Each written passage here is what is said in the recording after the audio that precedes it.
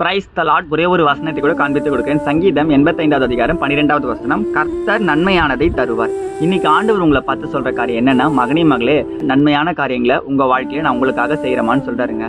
சரி, ஏசப்பா நமக்கு நன்மையானதை இன்னைக்கு தராரமா. ஆனா நம்ம ஏசப்பாக்கு நன்மையான காரியத்தை செய்யறோமா? ஏசப்பா என் ஜெபத்தை கேட்கணும், ஏசப்பா நான் என்னென்ன காரியத்தை இந்த உலகத்தை எதிர்பார்க்கணும் அது எல்லாத்தையும் நிறைவேற்றணும்னு நம்ம ஆசைப்படுறோம். அது தப்பே கிடையாது. நம்ம என்னென்ன காரியம் ஏசப்பாட ஜெபத்துல கேட்கறோமோ அது எல்லாத்தையும் நிச்சயமா ஆண்டவர் உங்களுக்காக செய்வாருங்க. ஆனா ஏசப்பா சொல்ற காரியங்களை நீங்க செய்றீங்களா? டெய்லியும் ப்ரேயர் பண்ணிட்டீங்களா? டெய்லியும் பைபிள் படிக்கிறீங்களா? ஆண்டவரோடு கூட ரிலேஷன்ஷிப்ல இருக்கீங்களா? கொஞ்சம் யோசிச்சு பாருங்க.